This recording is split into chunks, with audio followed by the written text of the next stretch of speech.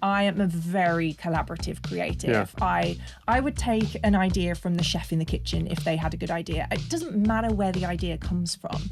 Is it a good idea, and how can we amplify and execute in a way that's going to work? So I don't like to compare creatives, is what I'm saying. I think everybody should play to their own strengths. And if we all do that, we've got a solid team. Jordana Bird, famous for her Gymshark creative design. But where do you see yourself 10 years from now? Yeah, I've always had a very... Welcome to Founder Metrics by Vested, the podcast where we dive into the world of hotshot business leaders and the metrics that drive their game-changing companies forward. I'm your host, Ifti Nasser, CEO and founder of Vested. Hi, I'm Ifti, and this is Founder Metrics. Today, we've got Jordana Bird with us, famous for her Gymshark creative design, but I'm going to let Jo, as we'll go forward with, introduce herself rather than me.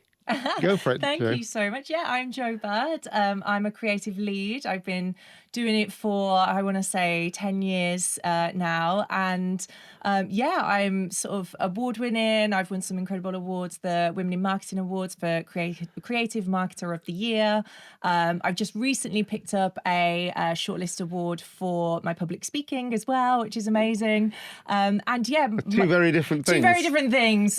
You'll see why the public speaking in a second when we get going. But for me, I'm all encompassed with creativity, particularly from a sort of advertising marketing point of view, and working with rocket ship brands like Gymshark and now Lounge Underwear, and sort of putting them on the map from a creative point of view. So that's sort of what I do and what I love.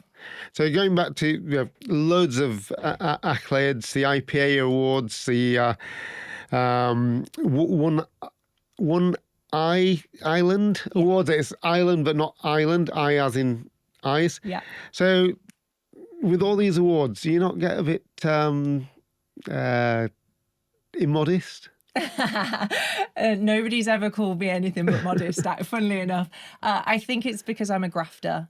Anybody that ever meets me, has ever worked with me, has seen how hard I work. And I think it's very easy when people show a bit of success or talk about success to see it in isolation. But actually, I haven't stopped working on this from when I was little. My parents will tell you, my school teachers will tell you, creativity has been my jam for years. So it's no surprise. Something would have had to have gone catastrophically wrong for me to not sort of earn any sort of accolade, I think. I was never going to stop. So those accolades, but then there's things like TED Talks. I mean, huge kudos for having done that. And I watched the TED Talk, and there's so much in there. But the biggest thing that I took away, and I'm a scientist, so exploration is part of what you do as a scientist. But I think it was just so powerful how you put it in. Without exploration, there's no discovery. So how did you come to that little piece of wisdom? It's so funny you talk about science, because the more research I did in preparation for that TED Talk, the more commonalities I found between art and science. And these are two things that growing up and in society, people push as polar opposites for some reason. We always talk about two different sides of your brain. Yeah, two different sides, two different subjects to study at school. If you're in science class, you're very rarely seen in art class. Absolutely incorrect. The fundamentals of both of those subjects are very, very similar. It's this idea of trying to find newness and going on this path of discovery to have an aha penny drop moment. Science needs it for more sort of tangible reasons, to put, pen to paper to find the solutions to problems. But creativity is about problem solving as well, and ways that we can share and talk about the world in a completely new way. So there's a lot of crossovers, and that's really what I wanted to dip into with the TED Talk. And you did. And as I say, you inspired thoughts in my own mind. But going back to those two different sides, one is often thought of very logical, methodical, measurable. Creativity is subjective, not very tangible. But from a business perspective, clearly you have to be able to assess how your creativity is working. But Actually, let's start this again. I'm just going to cut that bit. Yep. So we'll go back to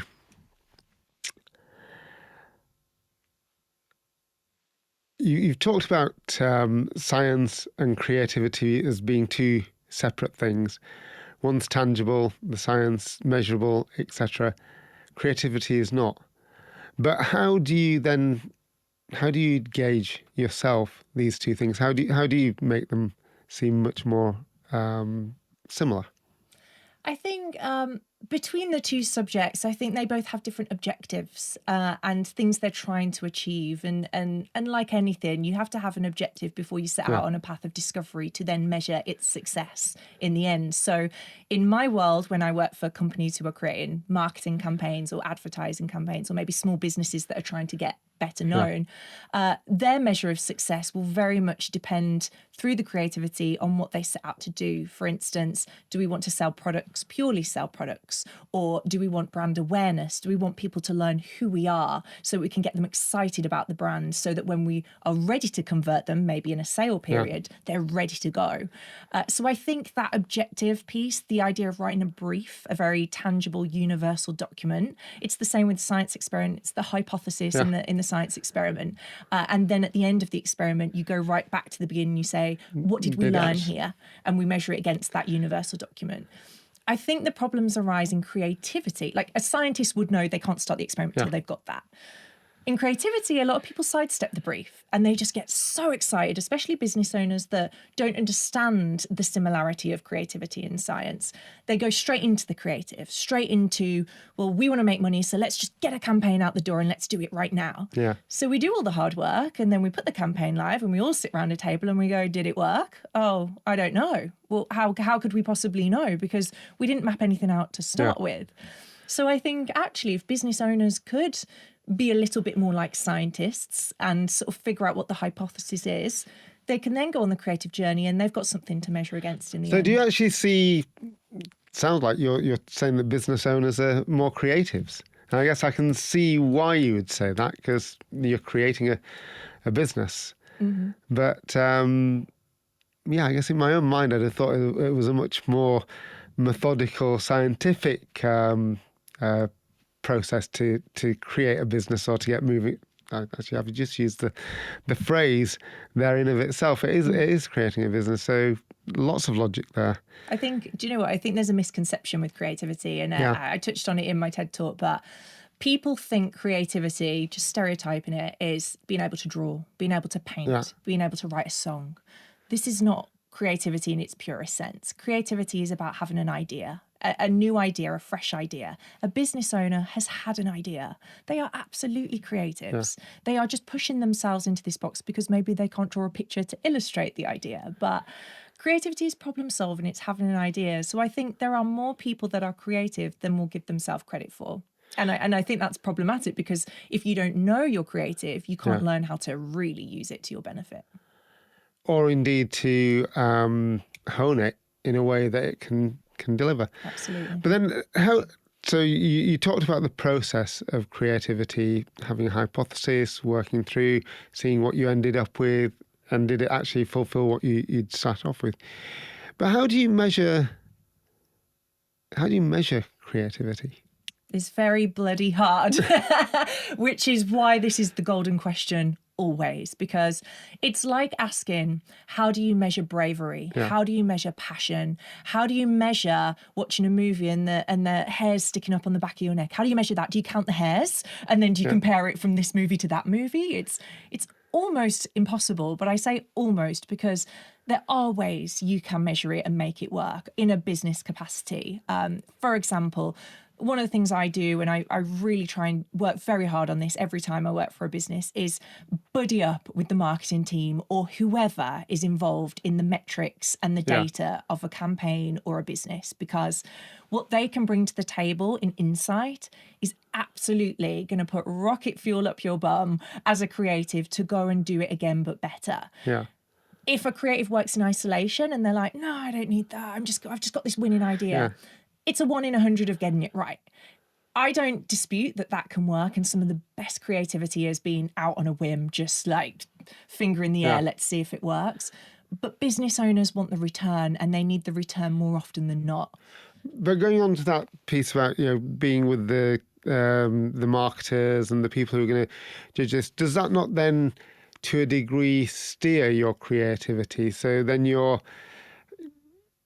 being focused. You're looking at just the outcome rather than the possibility of the pure creativity. So are you not being stunted?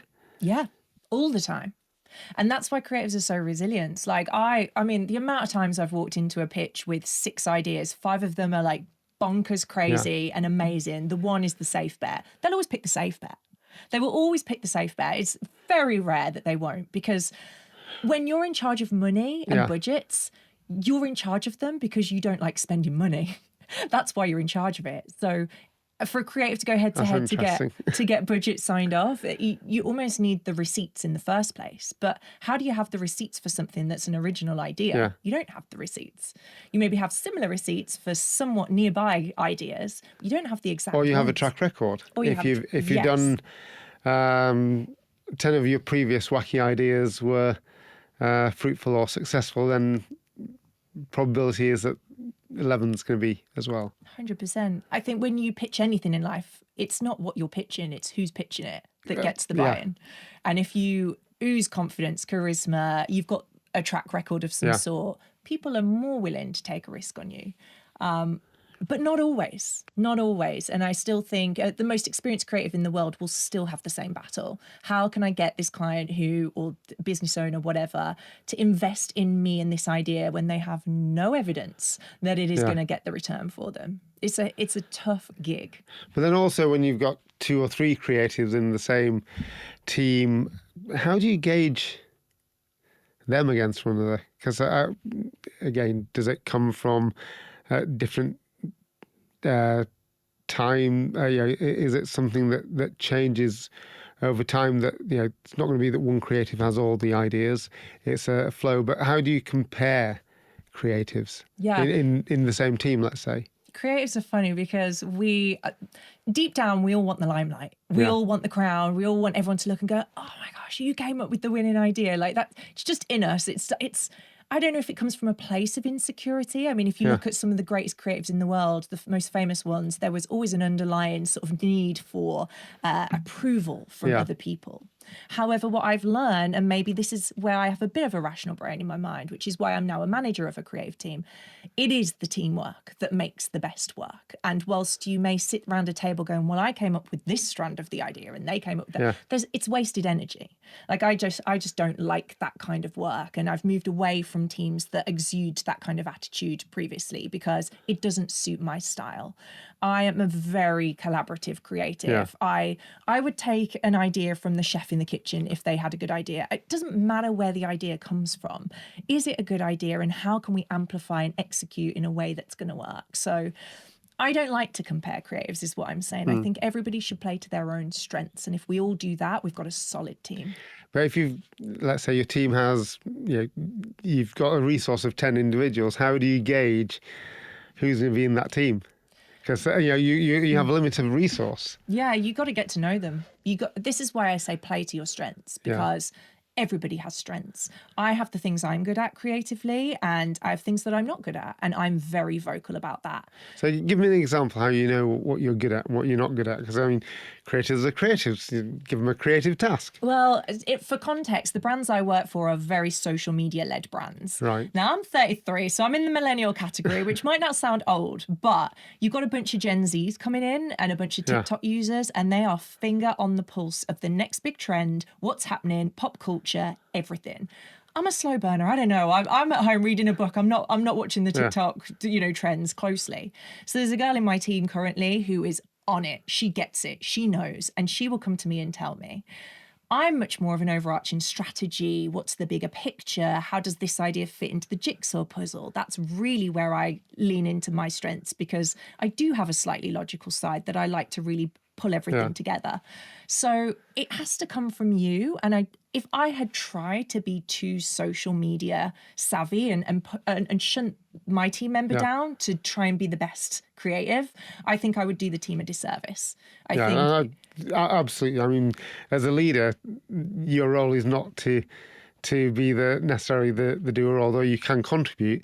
It's about maximising the potential of the team. But what's interesting is I was doing that before I was the leader. And I think a lot of people just want to be, have the big job title, things like that. You got to sort of do it, and it's got to be authentic to you Absolutely. to then move into that position. So that was actually going to be my next question. When did you realise that actually that's where your forte is, rather than being on the next trend or whatever? At what stage in your journey did that come to pass for you? I never saw myself as being the best creative in the world, like name up in lights, best creative in the world. I always saw myself building the best creative team in the world, being part of a creative community. I don't know why. That was just for me. Growing up, I was never the loudest in the room. My sister was the dancer. She was the performer. I was in the shadows just observing. I'm just such an observer. And I don't know if that's just who I am, that it's much more for me about what can I cultivate, not what can I take as my prize. So when you were at Gymshark, or even at Schweppes and stuff, how do you, or even now, the teams that you have, are they teams that you've orchestrated and brought together, or are they a team and you're expected to lead them? So at Gymshark, I went in sort of in the middle of the team, so I wasn't a leader there officially, and I just walked into. I say chaos and carnage in the best way possible. Yeah. I wasn't prepared for what I was about to walk into. I actually didn't know the brand when I applied and got in. I've got a younger brother who's 7 years younger. And when I was applying, I was like, do you know Gymshark? He was like, you need to work there. And I just didn't know. That's what I say about the millennial me. I was like, I don't know. I just saw the job role and I fell in love with it. So I went in the middle, and I think everything I learned at Gymshark about management was what I've taken forward now to be a good manager. And I mean this in the nicest way. I've had the best time at Gymshark, but there are a lot of things that they did there that I wouldn't do. And it worked for Gymshark. It absolutely worked for Gymshark. Look at the brand. It's incredible. But I always looked from the side thinking, I would do that different. I would do that different. I would treat that, team member different. And rather just sitting and complaining, I wanted to just action it and just go and prove what I thought was true. And so, in terms of moving up the ranks, as it were, for want of a better phrase, in Gymshark, it was helping those people bring their creativity out. How did you do that? What was it that?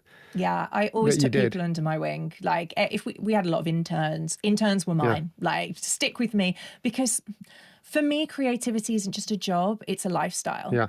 And so I'm a very nurturing, caring person. And when a young intern would come in with like a deer in headlights, I'd be like, it's okay, come sit with me. This is what you have to do to nail it in your career. Like, let's go do this, let's go do that. I was very proactive. I, by myself, organised a week's worth of International Women's Day events. I wasn't even an events organiser, but I was like, I just got this campaign. I want to go the extra mile. I'm going to do X, Y, Z. You really get out of life what you put into it. Nobody is going to hand you anything on a plate. And maybe that's the family I've been born into. My dad's a businessman. He's always worked for himself. And I've just seen this idea of if you don't go out and graft, you won't earn your money, very literally. So it's just sort of filtered into me. And I think people gravitate towards that, or a certain type of person gravitates towards that because they want to be around go-getters. And I'm definitely a go-getter. Without question. And they know that they can learn from them. But in terms of teaching creative in the workplace, yes, you can help people settle in, as you said, and take them under your wings. But how do you help them allow those creative juices to flow? It has to be a safe environment.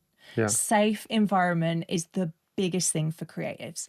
You imagine you're pitching ideas that have just come to you in the shower, and you're going into a boardroom in front of people in suits. And for me, mainly in my career, I've been the only woman in the room as well. So that's like an extra layer of, this is a bit daunting. Are they going to understand me? And you just got to sort of spit out this crazy idea that you want to execute. If you don't cultivate a safe environment, which I haven't always experienced, you actually dilute a lot of creativity and stump people in a big way. And I think you don't need to do that in at least the first iteration of a creative idea. I think you can absolutely create a safe space where any of my team could say an idea to me. And even if I thought in the back of my head, this is ridiculous, I would never out it to them. I would go, okay, cool. Like, let's think on that some more. Tell me more. I don't ever want them to feel like they can't just say what they think, because it will be the weirdest idea that someone shouts out. It will be the most novel that nobody else. I guess things that are logical or make sense are probably been done, or they're leaning on a lot of stuff that has been done. It's those wacky, crazy things that are the gems, for want of a better phrase. And then once you have seen or perceived this thing to be a potential gem, then how would you nurture it to then take it to the suits and help them get past there? What do you change of that craziness that came out from your team member? How do you then take it to the suits? Sure. So when you pitch any creative idea, you have to know that the person that you're pitching to doesn't really care about the idea as such. They care about trusting you, bringing something to life so that they can get the return. And so the way that I coach my team is it's all in the pitch.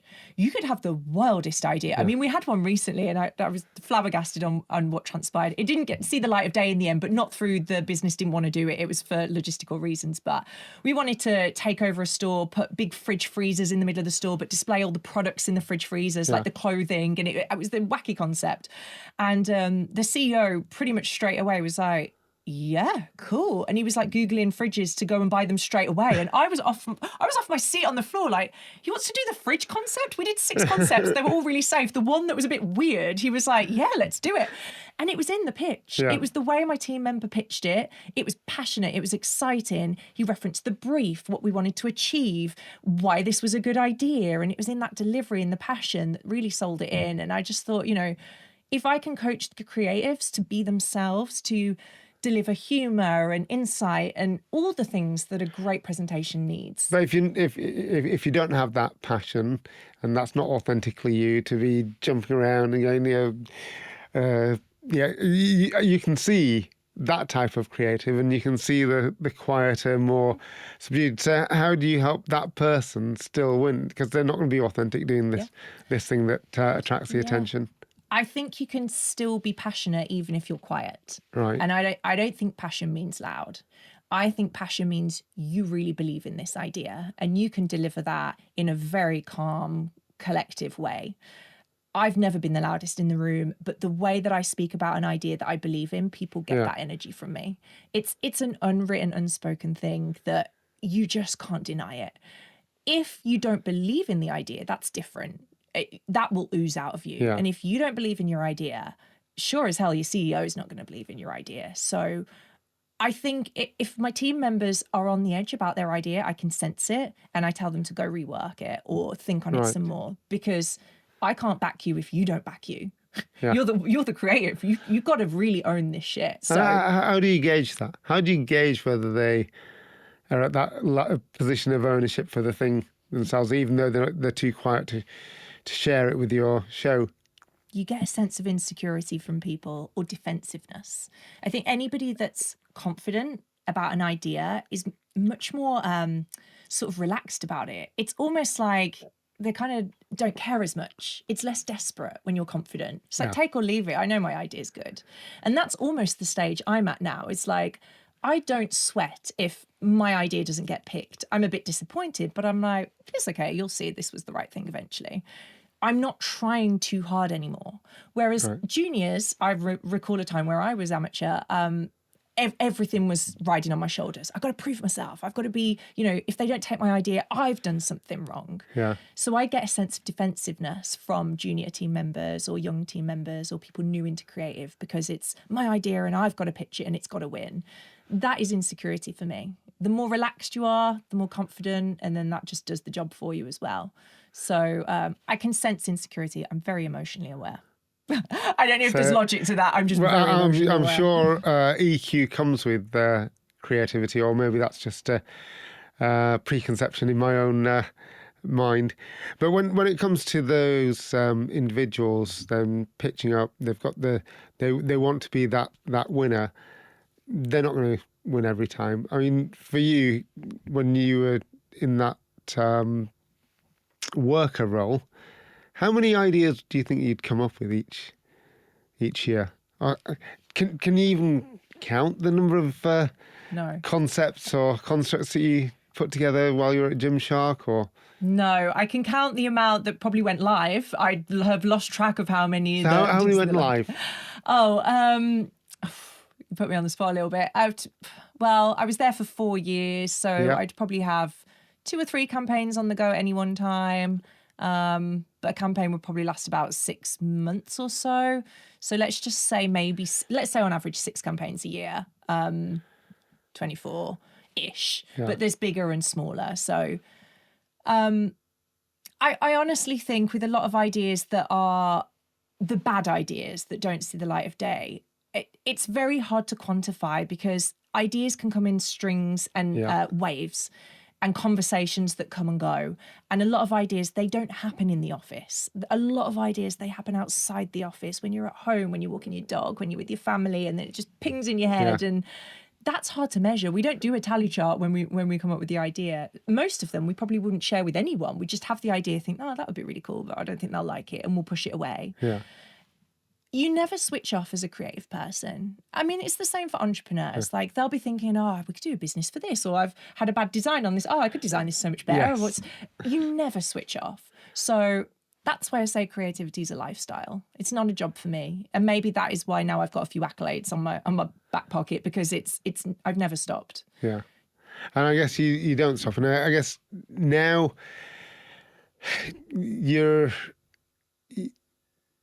you're building your own brand, with your own website and stuff. What do you see as the future for that and for Joe? I mean, do you see yourself setting up fully as your own enterprise? Not at the moment, no. So I'm super happy in the business I work at Lounge. It's just such an exciting time. I was 6 months in at Lounge, and it's following Gymshark's footsteps in terms of how big it's moving as quickly as it is. Another Birmingham-based brand as well.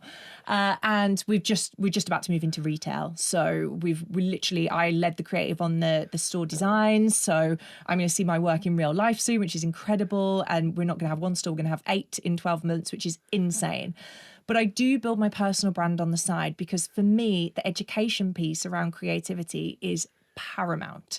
So this idea of, I do coaching and mentoring. I would love to launch a digital course as well, where I teach, just how to come up with an idea, how to think outside the box, how to pitch ideas and win CEOs over, things like that. There's just no end to how I could educate people about creativity online, the kind of resources that I couldn't find when I was starting. And I really just had to figure it out as I went along. So I'm sort of balancing these two things at the moment, like full-time job and all this sort of side hustle stuff.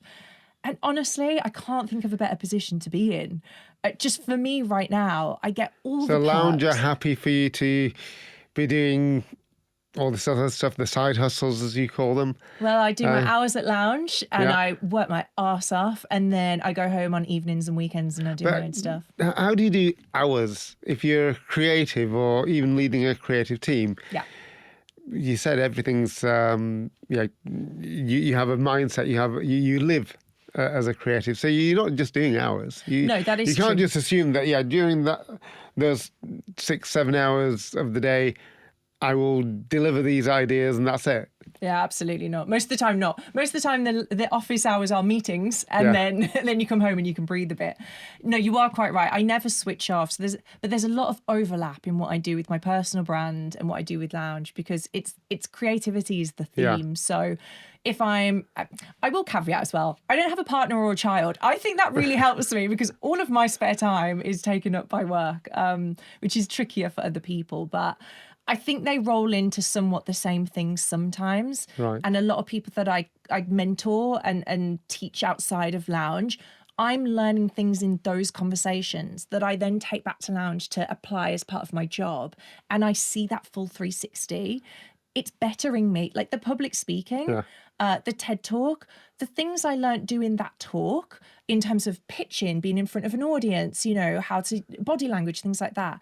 I now take into Lounge when I pitch an idea. And I've had a couple of comments in Lounge. One of the head of brand, she said on the first pitch she'd heard me, she was like, "Jo, I could listen to you all day." And I was like, that's not a coincidence. I practice the hell out of public speaking. So they do feed into each other. I think it's a very healthy relationship that I've sort of managed to build somehow. I think you've done really well. And I guess, you know, given your public speaking, people mostly, when you're going into a pitch even, they'll probably have an idea of who you are and what you are. With obviously the folk at Lounge obviously know who you are, but when you're doing other stuff, that TED Talk actually speaks volumes in of itself. Absolutely. But what inspired you to do that? Because I mean, yes, most people, 99% of the world, would be daunted to stand on that red circle. Yeah, it is now. Looking back, I'm like, oh, I actually did that out of body experience, I think it was. I've always watched TED Talks. Yeah. I am the girl that would be the advice for friends, the motivational girl, like the positive Polly, all that sort of stuff.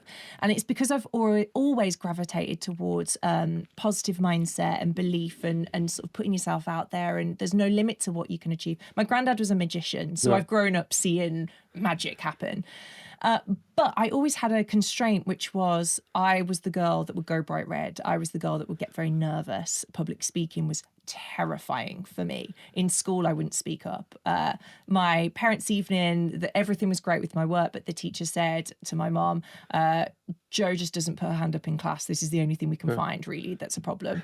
It's because I didn't want to. It's embarrassing. So I never wanted to let that hold my career back. And the big part of creativity is communication. Well, yeah, if you can't share an idea, how the hell are you going to get it past go? And I think I had that penny drop moment where I was like, I could sit in the back of the room in the shadows, never have my ideas heard, never reach my potential, or I could just get over it, fake some confidence until I can learn how to be confident, put myself out there and see what happens. And I firmly believe you can teach yourself to be confident. So right now, are you faking it, or is this now authentic you? I love it now. There's a quote I read earlier in a book. The book's called Life's a Pitch. Yeah. It's a really good book about pitching, presenting, things like that. And it basically says confidence is, I can't remember the exact word they use, but confidence, basically, when you pretend you have it, it's a snowball effect. It will come back around and it will grow even stronger.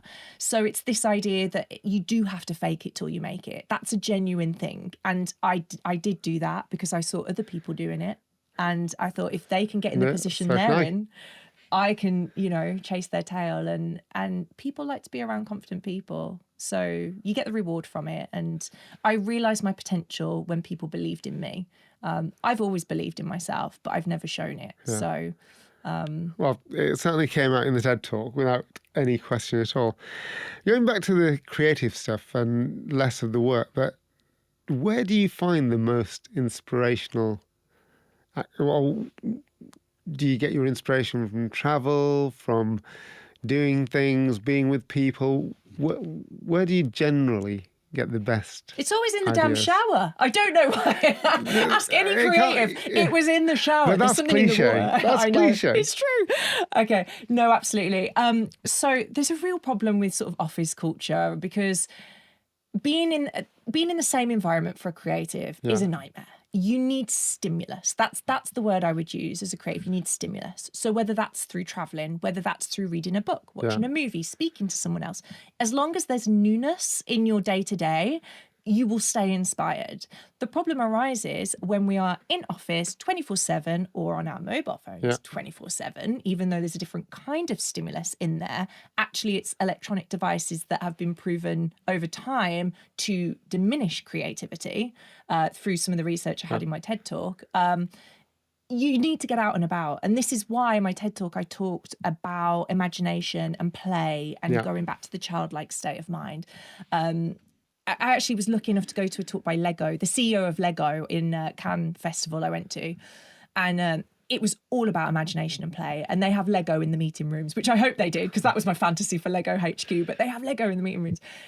As an adult, why can't we go and play? Why can't we go and just go back to this dreamlike state where we just imagine and dream and there's no consequence for what we're thinking of? This is what a creative needs to do all the time. But the problem is, as an adult, you have responsibilities. You have to be here at this time. You have to pick so-and-so up from work. You need to go to the food shop. You need to do this. It becomes very routine. We get stuck in a routine, and then where's the newness in the routine? Sometimes, but most of the time not. So really, it's important for creatives to constantly push out of their comfort zone. That's the advice I would give. And that's why I do the talks and weird things like that, because I'm like, I just need to get out of my comfort zone, and then inspiration happens. Just observing you now, there's lots of expression. Your hands, your facial expressions. You put a lot across. In the words are not the only thing that's talking. You see what I mean about passion now? Genuinely, I'm so passionate about this. You cannot fake passion at all. It's just something, and you see it in people. If they don't believe in what they're talking about as a concept, it's all over their face. And that's going back to your previous question, what I will teach my team and keep teaching my team. If you don't believe it, it'll be all over your face. So you better believe it or come up with something you do believe in. So have you ever had to let somebody know, actually, this is probably not for you? They've gone through, they've done their degree, they've done the internship, they've done all the work, and you can't see it in them. Would you carry on trying to help them find it? So I mentor a lot of creatives, and most of them come to me because they are stuck. They feel stuck in their career. And when I ask to see their work or the portfolio or whatever they've done, it always makes perfect sense. They're flogging a dead horse in a sense of they're saying one thing and their work is saying something completely different. There's a complete What do you mean? So when I sort of chat to them initially, I'm like, what's your big goal? What's your dream? What do you love? I tell them to do this exercise, which is 5-minute mood boards, which is essentially every morning for 5 minutes, you make a new mood board. You don't overthink it. You just pull images or references that you love. And over a week, we see if there are any commonalities. Those commonalities for me are like a subconscious thing that they don't even know they're plucking at.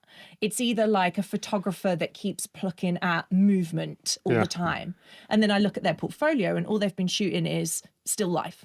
And I'm like, I think we have a problem here. Yeah. I don't think you're pursuing what you love. And so if you're not pursuing what you love in a creative sense, people aren't buying it.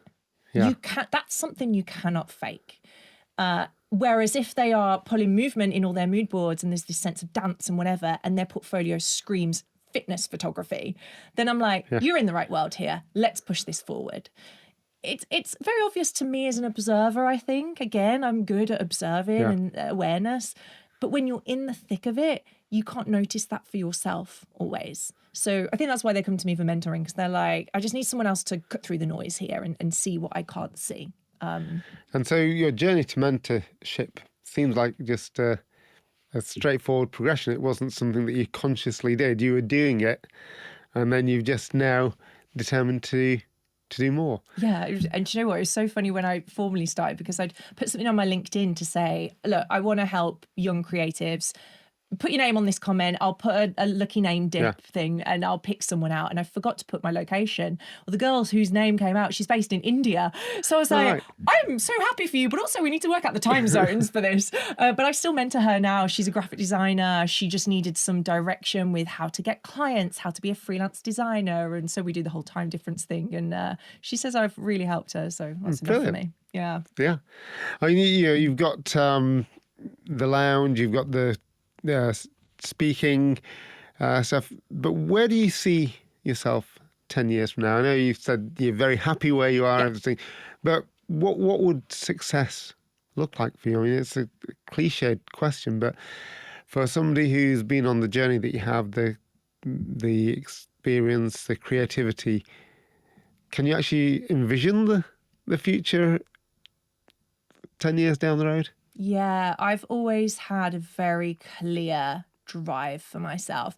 And I don't think literally, I'm not a literal thinker, I'm a creative. I think very laterally about it. So my goals are quite holistic. Yeah. For me, obviously financial freedom is key. I always got taught in school that there's no money in art. And I'm like, I don't prove you wrong. So that's just one for me. So that's sort of security, but actually to build a creative community and educate people and just raise awareness on the importance of creativity, not just from a business perspective, but from a wellness perspective, is so crucial for me. It's just a topic I'm very passionate about. That's interesting. So wellness from creativity, helping people clear their minds, even from a mental health perspective, you can see how that could be quite. Yeah, I mean, if you think back to the pandemic and COVID, what did everyone do when they were locked in their house? They did baking, they did cooking, they watched movies, they went on the internet and looked at what creators were doing on TikTok, played games, board games, whatever. I think there's a real underestimated sense of the value of creativity in its purest form. Human beings need to play. They need to have entertainment. This is not something that you can really put business metrics to. Yeah. It's just in a time of crisis, the president will stand in front of everyone and he won't run through the metrics on the spreadsheets. He'll give a motivational speech to make people feel good. Creativity makes people feel good. And so I think that you can look at times like that to make a very, very basic decision about why creativity is integral, not just for education, but also for wellness and well-being, and to help people navigate what that looks like. It's not just picking up a pen and drawing a picture. It is so many other things. So I would love to sort of build that really positive vibe for creativity in people's minds. I think that would be I believe that would be a force for good. So have you got a collective of other people like-minded working together to this sort of endeavour, or do you think this is something that you'll start as a movement a little bit further down the road? I think it's happening really organically, honestly. And I don't have like a strict, this is not a business model for me, albeit I can see it turning into something. No, it's clearly an aspiration. It's clearly something that you feel could be a positive. But I don't want to diminish the fact that creativity is really good for business as well. Like there's studies to prove that having creativity, for example, Airbnb. I don't know if you know the story of Airbnb, but I do. just before the pandemic, it was going to go under, and then Brian Chesky was a designer, and he said we're going to run this business as a creative-led business, and so we're going to put the customer first. We're going to put the story of the human first. We're going to just focus on this creative side. It's not to say creatives run the money or the budgets, because that would be carnage. We'd have slides in the office and it just wouldn't go very well. But it's to say to have creativity in the room, businesses profit hugely. And so for me, it's a wellness piece, a humanity piece, but also a business piece. We absolutely can get our ROI from creativity and thrive. It's all encompassing. So my plan is really to just really keep harnessing that and sharpening my pencil when it comes to the conversation and figuring out how I can help people and where the help is needed, and just proving it works, because the data's there. I just don't think enough people are talking about it. But you mentioned ROI. It is difficult to determine. Is it the creative piece that did it? Was it I guess you'd put all of it together, the artwork and the product design.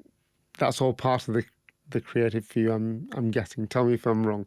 So mainly the advertising. So the product's already made. Yeah. So my job is to tell the story about the product. And so for me, it's much more people over product. It's who's going to be the end user and what do they want to see? What's the story? What's the picture we're painting? When it comes to metrics, you can absolutely measure based off of performance marketing. So we recently did a campaign that was just a pure conversion campaign. We had a very simple image of the product, how much the product was, put it on paid social media, and immediately we can get the metrics. We can see how many people have purchased, how much we've earned. That's an immediate ROI. Right. We know that campaign is worth it. The harder campaigns are the brand campaigns, where we are not looking for an immediate ROI. We're actually looking to build brand awareness. That's much more qualitative rather than quantitative. So how do you measure that? How do I measure little Susie sitting in her room, seeing this advert on TV and her life has changed? I don't know. I can't go there. I can't see that. From a business perspective, that's something that you measure over time. So you would do brand dips every now and then, where you sort of you measure the success of the brand over time periodically, and you see if there's a growth in audience. A lot of people want the immediate ROI, but there's a difference between Yeah. immediate and eventual ROI. But what's let's say you've got an opportunity to do a shoot in a studio, cost is X. It's the same set of leggings, it's probably the same model maybe, or models, versus going out to the desert or some other environment. How do you make that choice or decision? Back to what we said at the start, what's the brief? Because if you gave me my brief and you said, we're going to sell products and we need to sell them fast, I'd do it in the studio, low budget, make sure that the product looks great, features and benefits of the product, get it online, push it on paid social, you're going to make some quick money. If you said to me, we need more people to know about this brand, I would go to the desert and paint this whole storyboard about, what it is to move in this product and what's the story of the person, where are they traveling to, what's the romance of the memory that she's having, like she's with her new fiance riding a camel and they're on this honeymoon. Okay, now we're building a brand because this is very exciting as a story. Humans love stories. We've grown up with stories. Storytelling is everything. I'm remembering that. There's a reason why Nike is Nike and so successful, because they never let go of telling a story. They do the performance marketing, they do that as well, but they do the storytelling always. The brands that are only doing performance marketing are the ones that we'll all forget about when they go under in a few years, because for whatever reason, we'll forget about them.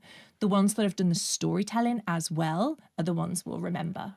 So, and that's really, excuse me, that's really powerful, because that's, I guess, where, as a business, we have a certain amount of resource.